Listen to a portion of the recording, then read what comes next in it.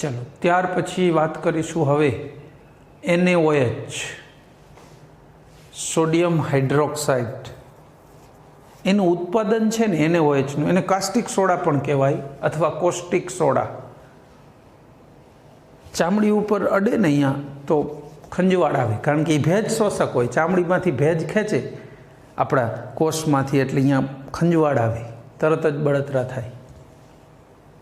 एने बनावવું હોય तो कास्टनर केलनर कोष साधन जे वपराय छे NaOH बनाववा माटे ए कयुं छे? कास्टनर केलनर कोष। एमांथी बने मर्क्युरी सोडियमनो मिश्र कैथोड होय अने कार्बननो एनोड होय। ચોપડીમાં તો એવું લખ્યું મર્ક્યુરિક કેથોડ। મર્ક્યુરિક એટલે એકલું મર્ક્યુરી નહીં, મર્ક્યુરી તો લિક્વિડ હોય, ઊભું ન રહે કાંઈ એનો સળિયો। મર્ક્યુરી અને સોડિયમની મિશ્ર ધાતુનો જ હોય, એટલું જ સોડિયમ નાખવાનું કે એ સોલિડિફાઈ થઈ જાય, એને સોડિયમ સરંસ કહેવાય। આ પણ એક વસ્તુ સમજી લો, એમાલ્ગમ અથવા સરંસ। कोईपण धातु पाउडरनो मर्क्युरी साथेनुं मिश्रण होय जे सॉलिड होय एने सरंस कहेवाय। झींक सरंस होय, मेग्नेशियम सरंस आवे, सोडियम सरंस बने मर्क्युरी साथेनुं मिश्रण, एने एमाल्गम, इंग्लिश में एमाल्गम ने गुजराती में सरंस कहेवाय। एटले आपणे शुं करवानुं छे? अहींया एक्चुअली NaOH बनाववा माटे मीठું लेवानुं। कास्टनर केलनर कोष एटले मूळ तो एने चोक्कस डिजाइन दोरेली होय, आपणे एवुं कांई पर्टिक्युलर दौरवानी जरूर नथी, पण टूंकमां एवुं छे के जे अहींया व्यवस्था छे गरम करवानी, कारण के आने मीठाने पीगाड़वानुं, गरम करीने पाणी नथी नाखवानुं अंदर। पाणी नाखीने आपणे मेळवता नथी, शुष्क मीठुं ज छे एने गरम करीने पीगाड़वानुं छे, बराबर। एटले आ कास्टनर केलनर कोषमां अहींया एवुं हीटिंग आपवानी सुविधा होय कि आटलू गरम थाय कि मीठું पीगળી जाए।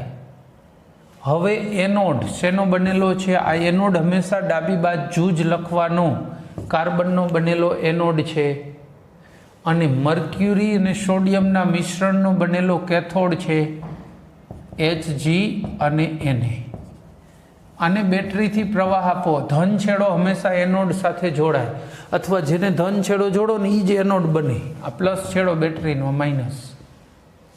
टेक्निक में भूल न थवी जो आकृति आपणे कहीं अहीं आकृति आपी नहीं, ચોપડી में आकृति महत्व नहीं, पण तमे एनोड कैथोड ऊंधा दोरो ने लखो नी छे ने भूल भरेलू गणाय छे। एनोड डाबी बाजू ज लखावવું પડે, फरजियात छे। कैथोड जमणी बाजू। रोड पर चाली भटकाई, एक्सिडेंट थाय, पण पोलीसवाळा जोग भाई तमे केम रोंग में आवता था? रोंग में एटले तमारे तमारा हाथनी डाबा हाथ बाजू चालवानुं हतुं रोड में, तमे जमणी बाजू चालो तो ये रोंग गणाय, खोटू गणाय। गणे छे कि नहीं खोटू? तो तरत नोंध करे FIR में भाई आमनुं ड्राइविंग भूल भरेलू छे, बराबर छे, एवुं थाय। एटले अहींया रोंग साइड न चाले, अहींया एनोड, अहींया कैथोड। एनोड में कई प्रक्रिया थवानी? हवे धन छेड़ो जोड़ो होय तो द्रावणमांथी क्या आयनों ने खेचे? आने गरम करीने पीगाड्युं, आयनों तो बे ज छे ने, NaCl। तो कयुं आयन धन छेड़ा बाजू जवानुं? ऋण आयन के न जाए? तो प्रक्रिया वगैरह शुं थाय? तरत आवड़वा मंडे। तमे आ रीते प्रॉपर टेक्निक थी लखो ने एटले बाकीनी अर्धी वस्तु छे ने एनी पूर्ण आपोआप थई जाय। 1/2 Cl2 अने इलेक्ट्रॉन थी गयुं कैथोड पर। हवे तमने एमनेम ज खबर पड़ी जाए, बेटरीनो ऋण छेड़ो ज्यां जोड़्यो होय तो अहींया क्यू आयन जवानुं? धन आयन। ई ओलो इलेक्ट्रॉन वापरी ले अने मर्क्युरी तो वपराणो ज छे, आमां मर्क्युरी हारे मिश्र धातु बनी जाए, टकावारी बदले, बाकी NaHg बने। आने सोडियम सरंस पण कहेवाय, सरंस अथवा एमाल्गम, सोडियम एमाल्गम, बराबर छे। आनो बीजो शब्द सरंस ने बदले शुं छे? एमाल्गम। इंग्लिश में एमाल्गम कहेवाय छे। तो आ बनी गयुं। हवे आ NaHg ने तमे पाणी में नाखो, वत्ता पाणी, 2 NaOH H2 અને 2 Hg મર્ક્યુરી લ્યો, છૂટા પડ્યા। સોડિયમ સરંસ હતું એમાં પાણી નાખ્યું, પછી આને જાડો થઈ જાય, આ જાડો થતો જાય, અહીંયા જામતું જાય સોડિયમ, એટલે બહુ જાડો થાય એટલે બહાર કાઢીને પાણીમાં નાખ દો, એને OH બની જશે, H2 ઉડી જશે. મર્ક્યુરી લઈ લો નીચે, એ તો વજનદાર હેવી હોય, નીચે આવી જાય તળિયે પાણીમાં, છૂટો પાડીને લઈ લો, પાછો બીજી વાર કામ આવશે. આ રીત છે એને OH બનાવવાની. ચલો આવડી જાય ખરી? તો અહીંયા પદ્ધતિ પૂરી. આપણે 3 વસ્તુ શીખી છે ને, બનાવટની પદ્ધતિ, પછી એના ગુણધર્મો, અને છેલ્લી વાત શું કરી છે? એના ઉપયોગોની. તો આ ગુણધર્મો થઈ ગયા, આ બનાવટ થઈ ગઈ. હવે એના ગુણધર્મો લઈએ. કોના? NaOH જે ચાલુ હોય એની જ વાતચીત હોય ને. તો હવે વાત કરીશું NaOHના ગુણધર્મો. NaOH ઉપયોગી ક્યાં કઈ રીતે છે? તો કે NaOH જે છે સફેદ પારભાસક, ઇંગ્લિશમાં ટ્રાન્સલ્યુસન્ટ કહેવાય. ટ્રાન્સલ્યુસન્ટ એટલે પારભાસી, બરફ જેવું. આરપાર વાંચી ન શકો. આપણી ઘરની બારીએ એવી જ હોય, બહાર કંઈક લાઇટ હવાર પડી ગઈ એમ ખબર પડે, પણ કોણ કોણ ઊભું છે એ જાણવું હોય તો બારી એમ કામ ન આપે. સાવ પારદર્શક ન હોય, પારભાસક હોય. આના સ્ફટિક એ વાત છે, સફેદ સ્ફટિકમય પારભાસી ઘન પદાર્થ છે. બરાબર છે. 591 કેલ્વિન તાપમાને પીગળી જાય. એને OHને તમારે ઓગાળવો હોય પાણીમાં, સોરી શુષ્ક અવસ્થામાં, તો કેટલું તાપમાન જોશે? 591 કેલ્વિન. એટલા એ પીગળી જાય. અને જો પાણીમાં નાખશો NaOH તો ગરમી ઉત્પન્ન કરશે ઘણી બધી અને પીગળી જશે. પાછા ભેજ શોષક, મેં તમને હમણાં કીધું હતું, ચામડી ઉપર ટચ થશે તો એ ચામડીમાંથી ને પાણી શોષશે, એટલે ખંજવાળ ચાલુ થશે, બળતરા થશે. બરાબર છે. એટલે પ્રબળ ભેજ શોષક છે. એટલું જ નહીં, એક લેબોરેટરી માટે પણ સૂચના ખરી કે લેબોરેટરીની અંદર ક્યારેય પણ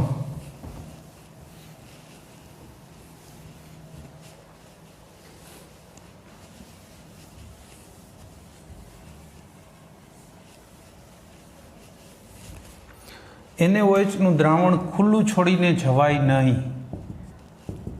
ઘણા શું બોટલોમાં કે બીકરમાં દ્રાવણ બનાવીને જતા રહીએ, 2 દિન રજા હોય પછી આવે. અહીંયા આ NaOHનું દ્રાવણ એકવિયસ જલીય દ્રાવણ. તો આ સપાટીનો જે NaOH છે ને, હવાના CO2 હારે પ્રક્રિયા કરે. અહીંયા સપાટી ઉપર આવી પ્રક્રિયા થાય. NaOH વત્તા CO2, Na2CO3.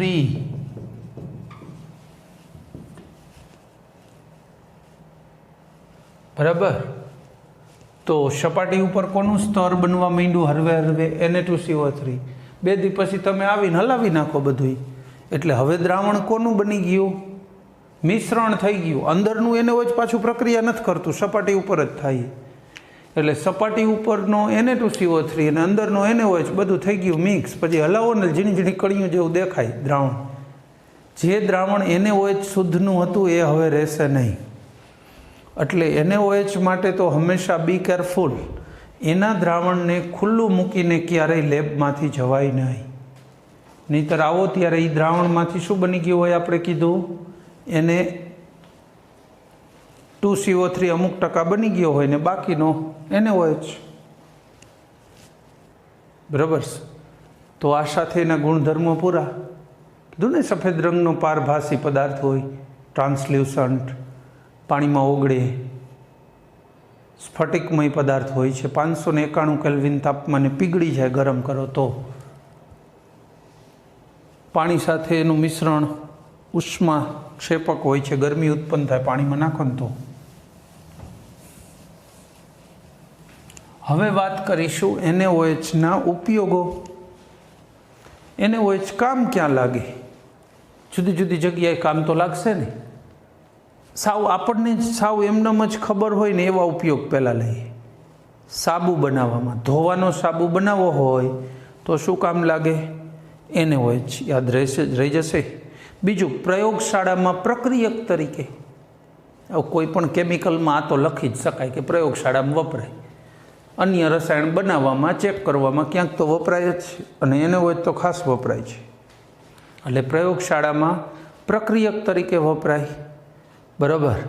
પછી બીજું ક્યાંય તમે ભણ્યા હોય ને યાદ હોય એવું, હું એ જ વાત કરું છું. એલ્યુમિનાનું શુદ્ધિકરણ ભણી ગયા છો, Al2O3નું બેયરની પદ્ધતિ. પછી હોલેરોલ્ટ આવે એલ્યુમિનિયમના શુદ્ધિકરણ માટે. પણ Al2O3ના શુદ્ધિકરણમાં NaOH સાથે એને ડાયજેસ્ટ કરવામાં આવે, પાચન કરવામાં. મતલબ બોક્સાઇટ ખનિજ ખોદીને લઈ આવ્યા, NaOH સાથે ગરમ અને સાંદ્ર દ્રાવણ બનાવે. તો NaOHની ત્યાં જરૂર પડી ને એલ્યુમિનાના શુદ્ધિકરણમાં. યાદ આવ્યું કે નહીં? બરાબર. બીજો એક સારો ઉપયોગ કહું, તમે ઓઇલ મિલ વિશે ક્યાંય સાંભળ્યું છે? કપાસિયા વગેરેને પીલીને એમાંથી તેલ કાઢે અને પશુઓ માટે ખાણ બનાવે બાકીનું. એ દાણ જવા દો, ખાણ કે દાણ જે કહો તે. પણ જે તેલ નીકળું ને કાળો કદડો હોય, જોઈને ના ગમે. ખાવાનું તો દૂર, એ જોઈ લ્યો તો એમ થાય તેલ જ નથી ખાવું. પણ એ તેલની અંદર થોડો કોસ્ટિક સોડા NaOH નાખે, રાતભર પડ્યું રહેવા દે. કોસ્ટિક સોડા બધી જ કાળાશ લઈને નીચે સેટલ થઈ જાય. સવારે ઉપરથી તેલ લઈ લે અલગ. હવે એ તેલ ક્લિયર હોય, આપણા ઘરે જે આવે છે ને એવું. પછી જોકે જે એને ફિલ્ટ્રેશન ને એવું થાય, પણ ન કરે તોય ચાલે છે. પણ જે સોડિયમ હાઇડ્રોક્સાઇડ અને કાળો કદરો જે તેલનો નીચે બેઠો ને એને લઈ લઈએ, પછી છેલ્લે વધે ને એને ભેગો કરે, તાવડામાં નાખે, વધારે કોસ્ટિક નાખે ને ગરમ કરે, સાબુ બની જાય. એ કાળો સાબુ બજારમાં આવે સસ્તો, ખબર છે? જે આ તેલનો કદરો છે ને એમાં જ બને છે. પણ સાબુ તરીકે એ ગુણધર્મ સાવ ઓકે છે. સાબુ તરીકે એ પરફેક્ટ ચાલે. એટલે કાળું સાબુ લઈ તો કપડાં બગડશે, કાળા થશે એવું ન વિચારતા. સાબુનીકરણ થઈ ગયું છે, પણ એ જે કાળાશ હતી એ રહી ગઈ છે, એ તો પાણીમાં જતી રહેશે. પણ તમે ઉપયોગ જોયો, તેલ અને ચરબીના શુદ્ધિકરણમાં કોસ્ટિક સોડા વપરાય એમ કહું તો હવે કાંઈ વાંધો? બરાબર. પછી કાગળ ઉદ્યોગ હોય ને, એમાં લાકડાનો માવો હોય ને, એને ગુંદે. આપણે લોટ બાંધીને રોટલીનો એવી રીતે બનાવે, ગુંદે આખું.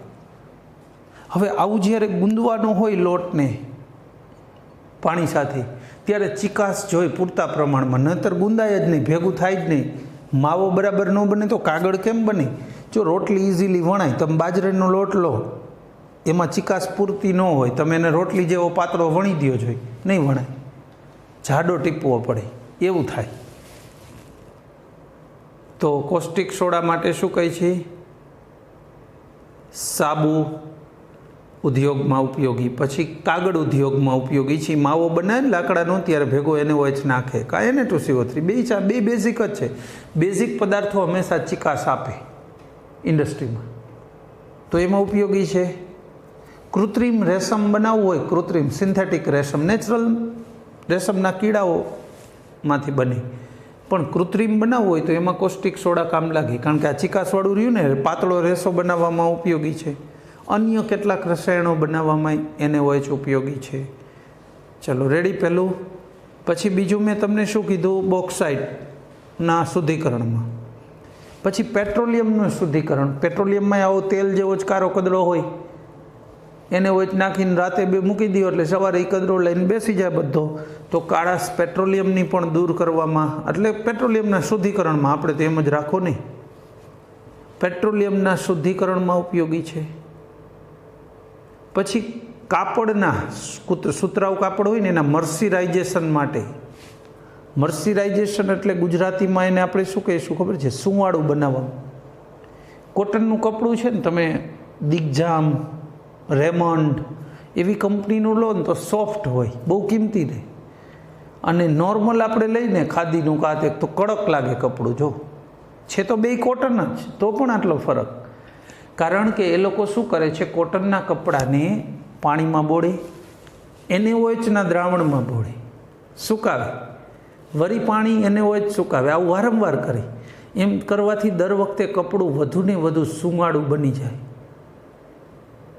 છેલ્લી વખતે પાણીથી ધોઈ નાખે અને એટલે કોસ્ટિક સોડા નીકળી જાય ને કપડું સુંવાળું બની જાય. બરાબર. અને મર્સિરાઇઝેશન કહેવાય ઇંગ્લિશમાં.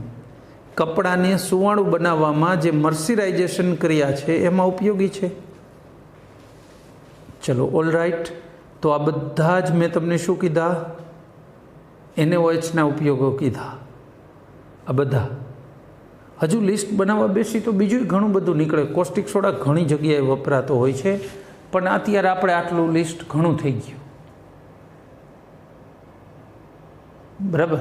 મારું તો ઇન્ડસ્ટ્રીનું કામકાજ છે, એટલે ઇન્ડસ્ટ્રીમાં ઘણી જગ્યાએ વપરાતો હોય, એ બધું લિસ્ટ બનાવવા બેસાડ તો બહુ મોટું થઈ જાય. આપણે આપણી ચોપડીની મર્યાદા અને 11-12ના સિલેબસની મર્યાદાને ધ્યાનમાં રાખીને જ ચર્ચા કરવાની છે. પર્સનલી તમને કાંઈક તકલીફ હોય, કાંઈ જાણવા માટે પૂછ્યું હોય, મેં તમને જવાબ આપ્યો, એ વાત અલગ છે. બાકી ભણાવવાની વાત છે ત્યાં સુધી 11-12નો સિલેબસ અને GNETને કેન્દ્રમાં રાખીને જ વાત કરાય. અત્યારે તમારી પાસે એવો સમય નથી, તો હું તમને દરરોજ 2 નવી ઇન્ડસ્ટ્રીયલ પ્રોડક્ટની માહિતી આપું કે ભાઈ આ પ્રોડક્ટ કઈ રીતે બને. BSc MScમાં તો ભણાવતા જ હોય, મેં તો કોલેજોમાં વર્ષો સુધી ભણાવ્યું, પણ એ માહિતીથી તમને ફાયદો નથી. કેટલીક વખત શું થાય, આપણી ક્યુરિયોસિટી હોય, ઘણા છોકરાઓ તમે સવાલ આવે છે એટલે મને ખબર પડે છે કે તમને ઉત્તેજના છે, ક્યુરિયોસિટી છે, જાણવા માટે તમે આતુર છો, પણ બહુ આતુરતા સમય કરતાં વહેલી બહુ સારી નહીં. કોલેજમાં કેમેસ્ટ્રી રાખશો તો વધુ આના વિશે ભણશો, કોલેજમાં ફિઝિક્સ રાખ્યું તો ફિઝિક્સ વિશે વધુ ભણશો, એટલે પછી જે બાબતમાં જશો એમાં આતુરતા વધે એ બરાબર છે. અત્યારે બધાની આતુરતા કોમન માપે બરાબર છે, સિલેબસને ધ્યાનમાં લઈને. ખોટા બહુ આડાવડા કોઈ એક જ ટોપિકમાં મહેનત કરો, કોઈ એક જ સબ્જેક્ટ કે ટોપિકમાં, એ અત્યારે કોઈ રીતે યોગ્ય નથી. મારા સબ્જેક્ટમાં પણ નહીં. બધા ઉપર તમારું ફોકસ સરખું રહે તો ઇનફ. ચલો, ત્યાર પછી નવી પ્રોડક્ટ લઈએ. ખાવાનો સોડા, બેકિંગ સોડા કહેવાય, કારણ કે બેકરીમાં બેકિંગ માટે વપરાય છે, એટલે બેકિંગ સોડા. NaHCO3 ખાવાનો સોડા, NaHCO3 સોલ્વે પદ્ધતિમાં પહેલાં જ આ બનતો હતો. આને ગરમ કરીને તો આપણે Na2CO3 બનાવ્યો હતો. કદાચ તમારે ફરીથી જોતો હોય તો એ જ પદ્ધતિ ઊંધી કરો ને. Na2CO3 લ્યો, પાણીમાં ઓગાળો અને CO2 વધુ ને વધુ પસાર કરો, એટલે NaHCO3 બની જાય. આ ખાવાનો સોડા, ભજીયા, ગાંઠિયા બધામાં વપરાય છે. આનો મેઇન ફાયદો શું, આ જ્યારે ગરમ થાય ને NaHCO3,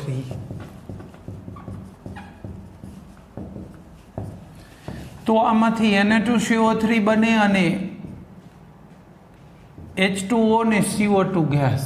આ બસ આ CO2 ગેસ છે ને એ અંદરથી બહાર ન નીકળી શકે. શું કામ? આજે ગાંઠિયામાં તમે સોડા નાખો લોટ બાંધતી વખતે, હવે તળવા માટે જેવું તમે પહેલાંમાં તાવડામાં તેલમાં નાખ્યું ગાંઠિયા, એટલે બહારની સપાટીને પહેલાં ગરમી મળશે એટલે હાર્ડ બની ગઈ. અંદર હજી પૂરી હાર્ડનેસ આવી નથી, પણ અંદર આને ગરમી હરવે હરવે મળે એટલે આમાંથી CO2 વાયુ બને અને બહાર ન નીકળી શકે એટલે ફૂલાય ને. એટલે ફૂલાય છે ખમણ, ગાંઠિયા, હાંડવો, જે તે વસ્તુઓમાં પેસ્ટ્રી અને કેકની આઈટમ હોય, આ બધામાં NaHCO3 વપરાવાનું એક જ કારણ છે, ખાદ્ય પદાર્થ CO2 અંદરથી નીકળે એટલે ફૂલાવી દે. જ્યારે ગાંઠિયા ખાવ ત્યારે એનો આ CO2 અંદર ને અંદર છે, ફૂલાયેલા ગાંઠિયા.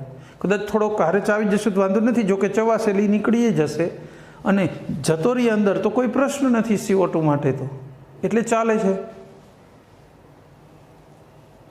બરાબર છે. આ એની બનાવટની પદ્ધતિ કીધી. હવે ગુણધર્મોની વાત કરીએ. આ NaHCO3 સફેદ રંગનો ઘન પદાર્થ છે, સ્ફટિકમય છે, પાણીમય દ્રાવ્ય છે, પણ Na2CO3 જેટલો નહીં, એના કરતાં ઘણો ઓછો દ્રાવ્ય છે. Na2CO3 કરતાં ઓછો દ્રાવ્ય છે ખરો, દ્રાવ્ય છે, પણ એના કરતાં ઓછો. ગરમ કરવાથી એનું શું થઈ જાય છે, Na2CO3માં વિઘટન થઈ જાય. આ ગુણધર્મ. હવે એના ઉપયોગો. આ છે ને ચામડીના રોગો હોય ને એમાં ચેપનાશકનું સારું કામ કરે છે. ચામડીના રોગો માટે ચેપનાશક છે. પછી તમને કહું તો પહેલાં એવા સિલિન્ડર આવતા, આગ બુઝાવવાના જે સિલિન્ડર આવે ને, એ સિલિન્ડરની રચના તમે કહું, આવો સિલિન્ડર હોય ને એમાં અહીંયા પડદો હોય, વચ્ચે સીલ કરેલું હોય, એક બાજુ HCl ભર્યો હોય ને બીજી બાજુ NaHCO3 ભર્યો હોય, અને અહીંયા છે ને એક આવું પોઈન્ટર હોય, એની સાથે અહીં લીવર હોય.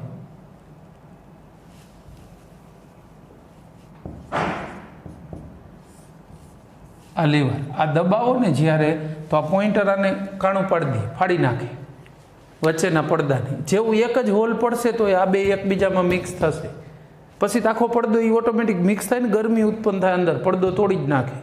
અને અહીંથી જે ગેસ બહાર આવે એ ગેસ CO2 હોય. આ બેની પ્રક્રિયાથી CO2 ગેસ બને, આગ બુઝાવવાનું કામ કરે.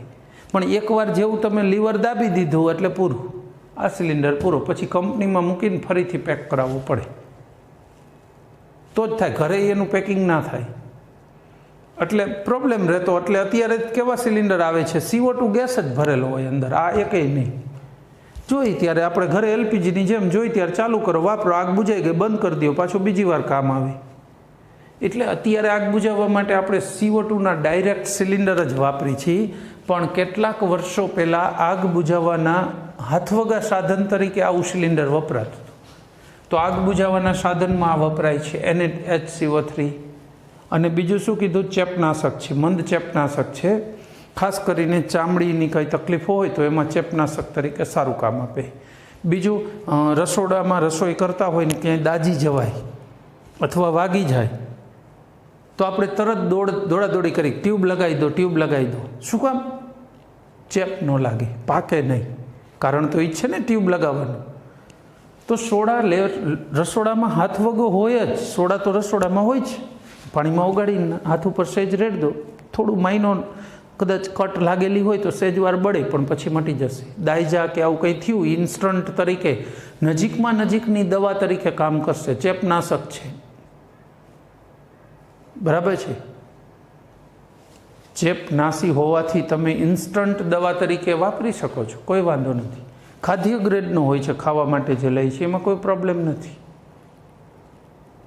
ચલો, તો આ સાથે આપણી ઔદ્યોગિક પ્રોડક્ટ બધી પૂરી થઈ ગઈ, ઉપયોગો સાથે થઈ ગઈ, રેડી બધી જ. છેલ્લો પ્રશ્ન ચર્ચા કરીએ આજના આપણા લેક્ચરનો છેલ્લો પ્રશ્ન.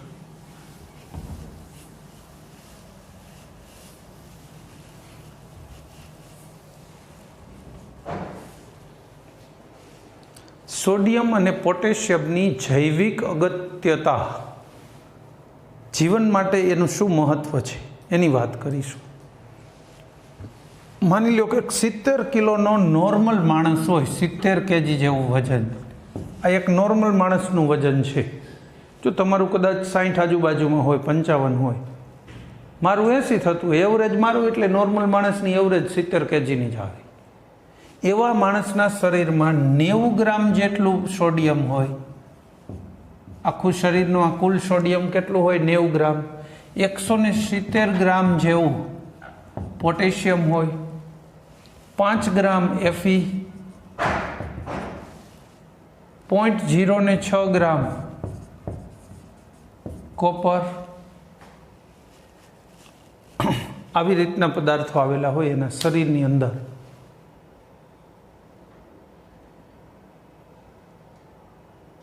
એક નોર્મલ માણસના શરીરની અંદર 8% વારીમાં પદાર્થો આવેલા હોય આ ગ્રામ મુજબ.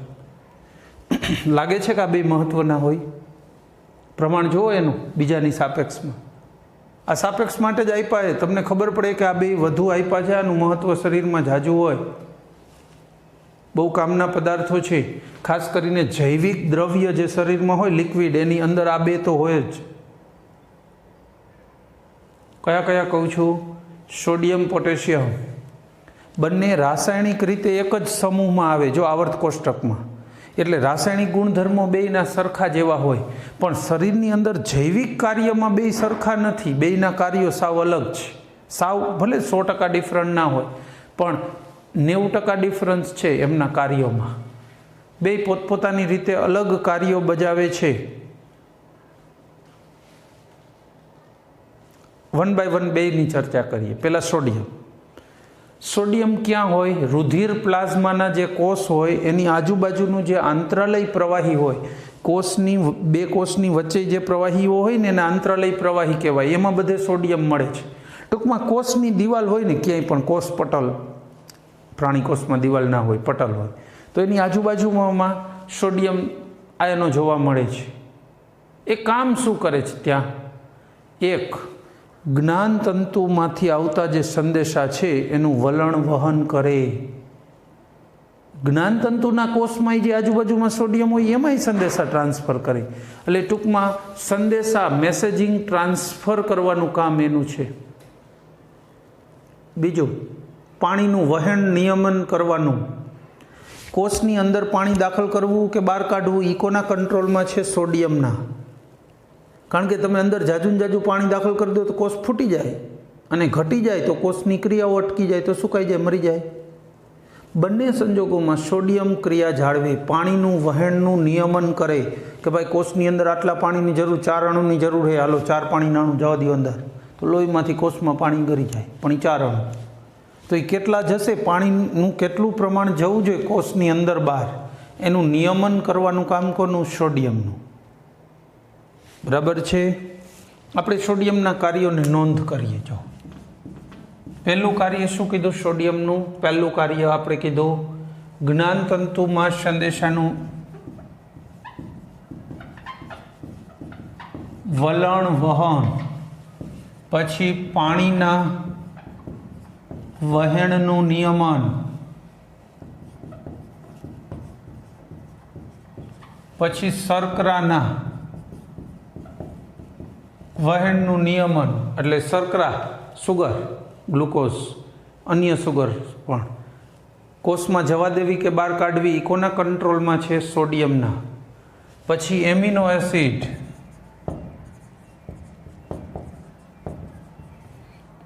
એનું પણ નિયમન કરે કે ભાઈ એમિનો એસિડનું પ્રમાણ વધઘટ હોય તો કોષમાં જરૂર પડે છે તો દાખલ કરો, ન જવા દો.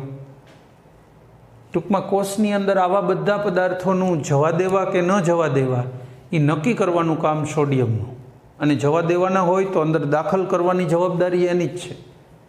પાણીનો અણુ અંદર દાખલ કરવો હોય ને તો એ કંઈ પાણી સીધું દિવાલને ભેદીને અંદર ન જઈ શકે, કોષ પટલને ભેદીને. સોડિયમ એને લઈ જઈને અંદર મૂકી આવે. એટલે દિવાલ ભેદીને દ્રવ્યોને અંદર બહાર કરવાનું કામ એ સોડિયમ કરે જ છે, એ કામ એનું જ છે. પછી બીજો લઈએ પોટેશિયમ. પોટેશિયમ ક્યાં મળે? જૈવિક દ્રવ્યોમાં પુષ્કળ પ્રમાણમાં મળે છે. પોટેશિયમ લગભગ જૈવિક દ્રવ્યોમાં પુષ્કળ પ્રમાણમાં મળે છે. એના કાર્યો શું? મેં કીધું એમ રાસાયણિક રીતે ભલે સોડિયમ અને પોટેશિયમ સમાન દેખાતા હોય, પણ બેયના કાર્યો, જૈવિક કાર્યોમાં ખાસ ફરક છે. જૈવિક કાર્યોમાં ખાસ ફરક છે. દાખલા તરીકે પોટેશિયમ ઉત્સેચકોને સક્રિય કરવામાં બહુ મહત્વની ભૂમિકા ભજવે છે. ઉત્સેચકોને સક્રિય બનાવે. જો શરીરમાં ઉત્સેચકો છે ને એ બનેલા હોય, હોર્મોન્સ હોય ને, જ્યારે જરૂર પડે ને ત્યારે બને, એનું સિક્રેશન ત્યારે જ થાય. જ્યારે ઉત્સેચકો કેવું છે કે ગાડી પડી હોય, ડ્રાઈવર ના હોય, ઉત્સેચક હોય પણ એને સક્રિય કરનાર ઘટક કો એન્ઝાઇમ કહેવાય, સહ ઉત્સેચક, એ અલગ હોય એનાથી. એને જોડવાનું કામ પોટેશિયમ કરે. એટલે જ્યારે ડ્રાઈવરને ચડાવી દીધો ગાડીમાં, હવે કામ ચાલુ, એટલે ઉત્સેચક એનું કામ ચાલુ કરશે. કારણ કે ઘણા ઉત્સેચકો એવા હોય કે જે કામ પત્યા પછી એને નિષ્ક્રિય બનાવવા જરૂરી હોય, તો એ નિષ્ક્રિય બનેલા શરીરમાં હોય, પણ જરૂર પડે ત્યારે આખો ઉત્સેચક બનવા બેસે તો ભેગું ન થાય, ટાઈમ ઘટે. પોટેશિયમ ઉત્સેચકોને જરૂર પડે ત્યારે સક્રિય બનાવે. પછી ગ્લુકોઝના દહન દ્વારા એટીપી રૂપે ઉર્જા મુક્ત કરે.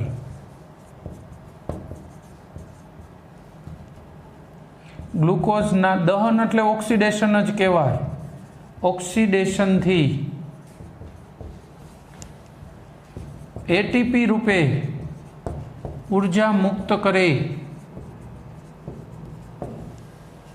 બરાબર. ઉર્જા મુક્ત કરાવવાનું કામ પણ પોટેશિયમનું છે કે ભાઈ શરીરને ઉર્જાની જરૂર છે, હાલો બસ 200 એટીપીની જરૂર છે, 5 ગ્લુકોઝ નાણું લઈને ઓક્સિડેશન કરી નાખો. કેટલાનું ઓક્સિડેશન કરવું એ બધું પોટેશિયમના કંટ્રોલમાં છે. ત્યાર સિવાય જો શરીરમાં સોડિયમની ખેંચ હોય તો સોડિયમને મદદ કરે, પણ બધાય કામમાં મદદ ન કરે. ભાઈ તું ન હોય તો તારું કામ કરીશ, પણ ખાલી આ એક જ. એટલે જ્ઞાનતંતુ વલણ વહન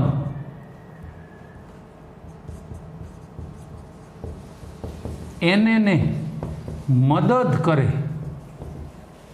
કારણ કે આ સૌથી મહત્વનું કાર્ય છે જ્ઞાનતંતુ વલણ વહન. એ કાર્ય થોડીક વાર માટે પણ સ્ટોપ ન થવું જોઈએ. પેરાલિસિસનો એટેક આવી જાય, એ કામમાં આ ભાઈ મદદ કરે કે ભાઈ હાલ તું કે એમ, પછી ક્યાં વાત છે. પણ એ એનું બધું કામ ન કરી નાખે, સોડિયમને સાવ ફ્રી ન કરી દે, એ ધ્યાન રાખવાનું. આનું પ્રમાણ છે ને, સોડિયમ પોટેશિયમ આપણે કીધું જૈવિક દ્રવ્યોમાં હોય, કોષની આજુબાજુના દ્રવ્યોમાં હોય. તો એક બાયોલોજિસ્ટે બહુ સારો પ્રયોગ કર્યો. એમણે શું કર્યું, રુધિર પ્લાઝમાના જે રક્તકણો હતા ને એની બહારની સાઈડે, રક્તકણોમાં બહારની સાઈડે આજુબાજુમાં જે કોષની બાજુમાં હોય ને ત્યાં પ્રમાણ માપ્યું. સોડિયમનું શરૂઆતનું પ્રમાણ 143 મિલીમોલ પર લિટર મળ્યું. એ જ સમયે પોટેશિયમનું પ્રમાણ માપ્યું તો 5 મિલીમોલ પર લિટર મળ્યું. કોનું? પોટેશિયમનું.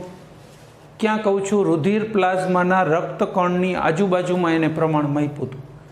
ફરીથી માપ્યું તરત જ 5 જ મિનિટ 10 મિનિટમાં એને ફરીથી માપ્યું તો આ પ્રમાણ આખું બદલી ગયું. આ 10 મિલીમોલ પર લિટર થઈ ગયું અને આ 5 વાળું 105, સીધું જ વધારો મિલીમોલ પર લિટર. મતલબ શું થયો કે આ દ્રવ્યો કોષની અંદર બહાર આવજા કરે છે, પટાવાળા જેવા. અંદર જાય વળી બહાર નીકળે, અંદર જાય બહાર નીકળે. એટલે જે કોષની બહારની સાઈડ તમને થોડીક વાર માટે આટલા બધા દેખાણા, 5 મિનિટ પછી એટલા બધા ઘટી પણ ગયા. આખું પ્રમાણ ઉલટ સુલટ થઈ ગયું.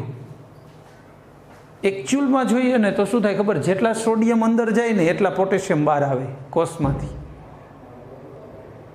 માની લો કે એમિનો એસિડની અંદર જરૂર છે, પાણીની અંદર જરૂર, સોડિયમ પાણીના અણુને લઈને અંદર મૂકવા ગયો તો બેલેન્સ તો થવા જોઈએ ને અંદર બહાર આયનોનું બેલેન્સ થવું જોઈએ. એટલે પોટેશિયમ બેલેન્સ કરવા માટે બહાર આવી જાય. વળી સોડિયમ બહાર આવે તો પોટેશિયમ અંદર જતું રહે. તો એ બેલેન્સ કરે છે એકાબીજાને, આયનોના સંતુલનનું જાળવણી કરે છે બે થઈ. પણ એ જાળવણીમાં સતત અંદર બહાર થતા રહીએ.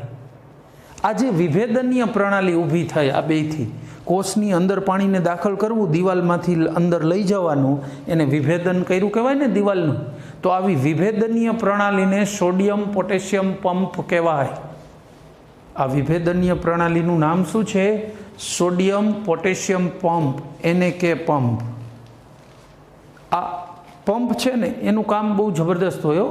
તમને કહું, માણસ કમ્પ્લીટ, કોઈ પ્રાણી લઈ લો ને, કોઈ પણ પ્રાણી આરામ કરતું હોય ને, એમાં માણસ વર્ગનું પ્રાણી હોય ને તો 24 કલાકે 15 કિલોગ્રામ દ્રવ્યો અંદર બહાર કરે છે આવા કોષની અંદર. એક એક અણુને પકડીને વિચાર કરજો, 18 ગ્રામ પાણીની અંદર એવોગેડ્રો આંક જેટલા અણુ હોય પાણીના, એવા એક એક અણુને પકડીને અંદર મૂકે, અંદરથી જરૂર હોય તો બહાર કાઢે. આટલી બધી ટ્રાન્સફર આવી રીતે એક એક અણુ થઈને 15 કિલો દ્રવ્યની 24 કલાકે ટ્રાન્સફર કરે. ઘણી મોટી કહેવાય ને. એક એક અણુને દિવાલ ભેદીને અંદર મૂકી આવવાનું, પાછું બહાર નીકળવાનું. દિવાલ આમ પેક હોય, ખાલી છિદ્ર હોય, છિદ્રમાંથી અંદર ને બહાર કરી દે. હવે એમનેમ તો આ ક્રિયા થાય નહીં, ઉર્જા વપરાય. પ્રાણી આરામ કરતું હોય ને ત્યારે જે એના શરીરમાંથી ઉર્જાની ખપત, હોઈ જાવ તો ઉર્જા વાપરવાનું બંધ નથી. ફેફસા, મગજ, હૃદય બધું ચાલુ જ હોય, ઉર્જા વાપરતા જ હોય. પ્રાણી આરામ કરતું હોય ને ત્યારે 3જા ભાગની ઉર્જા માત્ર સોડિયમ પોટેશિયમ પંપ વાપરે છે. તમે અત્યાર સુધી ભણ્યા ને ત્યાં સુધી તમને એમ જ હોય કે બસ હૃદય, ફેફસા ને મગજ હાલે એટલે માણસ જીવે. સોડિયમ પોટેશિયમ પંપ ન ચાલે તો આ અવયવો કાંઈ કામ ન કરી શકે, બેકાર થઈ જાય. એટલે આ વધુ મહત્વનું જે સોડિયમ પોટેશિયમ પંપ હતું ને એના વિશે જ આપણને માહિતી નહોતી કે ભાઈ ખાલી મગજ એમનેમ કેવી રીતે કામ કરશે? દ્રવ્ય અંદર બહાર નહીં જાય, ચેતાતંતુમાં સંદેશો નહીં વહે તો મગજના કામનું મતલબ શું રહેશે? મગજ સંદેશો હાથને ન આપી શકે ઊંચો થવા માટે, તો એ મગજને વાપરીને શું ફરક પડે? ડિસિઝન તો કાંઈ આવે જ નહીં, રિઝલ્ટ કાંઈ દેખાય નહીં એનું. બરાબર છે? તો આ સોડિયમ પોટેશિયમ પંપ ખૂબ મહત્વનું છે. એક છેલ્લી વાત કરી દઈએ, સોડિયમ વધી જાય ને કોઈ માણસના શરીરમાં એટલે બીપી વધે. બીપી એટલે બોઇલિંગ પોઈન્ટ નથી, બ્લડ પ્રેશર. પ્રેશર વધી જાય લોહીનું. એટલે જે હાઈ બીપીના પેશન્ટ હોય ને એને ડૉક્ટર કહે કે ભાઈ સોડિયમ ન ખાવ, છાશમાં ઘણાને ટેવ હોય, જો મેરેજ બ્રેજમાં જજો ગ્લાસ લે પછી મીઠું નાખે પછી હલાવીને પી જાય, કેટલાક આંગળીથી કેટલાક ચમચીથી, એ સાઈડની વાત છે, બરાબર. પણ મીઠું ઉપરથી નથી નાખવાનું. સબ્જીમાંય ઘણાને ટેવ મીઠું આપજો, નાખ દે. હોટલમાં ગયા હોય ને તો ડુંગળી લે, ડુંગળી ઓલો પહેલાં મૂકી જાય, એટલે જીરું નાખે, મીઠું નાખે, થોડું લીંબુ નીચોય ને બરાબર સેસે ચાલુ કરે. મીઠું નથી નાખવાનું, જીરું વાંધો નહીં, લીંબુ વાંધો નહીં, ડુંગળી એકલી ખાવ વાંધો નથી, મીઠું વધારે નથી ખાવાનું. એકચ્યુઅલમાં આપણા ફૂડમાં આપણે આપણી જરૂરિયાતથી 7 ગણું મીઠું ખાય છે. એક દિવસે આપણે 7 દી ચાલે ને એટલું મીઠું ખાય છે, એટલે ઓલરેડી વધુ મીઠું ખાય છે. એટલે હવે ઉપરથી નાખવાનું તો 100% બંધ જ કરી દો. એક પણ વસ્તુઓમાં ઘણા ટેવ હોય, ટમેટા હોય ને તો કટિંગ કરે, કાકડીની કટિંગ કરે, ઉપર જીરું મીઠું નાખીને ખાય. મસાલો, મસાલાના નામે પણ મીઠું નથી ખાવાનું, નહીંતર બીપી વધતું જશે. મોટા થાય ત્યારે મોટી ઉંમરે તકલીફ દેખાય. તો બીપી વધે તો પછી સોડા ખાવાની બંધ થાય. ગાંઠિયા ભજીયા બધામાં સોડા આવે છે, એ બંધ કરવાના થાય. ધ્યાન રાખવું, ગુજરાતી ગાંઠિયા વિહોણા થઈ જાય, સારું નહીં લાગે. એટલે સોડિયમનો વપરાશ મીઠાનો આપણો જે છે એ 7 ગણો છે, એટલે એ પ્રમાણે કરજો. શક્ય એટલો ઓછો વપરાશ, તો શરીરને કોઈ તકલીફ નથી, બરાબર છે. હાર્ટ એટેક આવવાના ચાન્સ ઘટશે જો મીઠાનો ઓછો વપરાશ કરીશું તો. ચલો, આ સાથે લેક્ચર પૂરો થાય છે અને પહેલો સમૂહ અહીંયા કમ્પ્લીટ પૂરો. હવે આવતા લેક્ચરમાં આપણે બીજા સમૂહની વાત કરીશું. એને આ રીતે પૂરો કરી દે એટલે ચેપ્ટર પૂરું. પછી 13મો સમૂહ, પછી 14મો, બરાબર છે. ચલો, થેન્ક યુ, જય હિન્દ.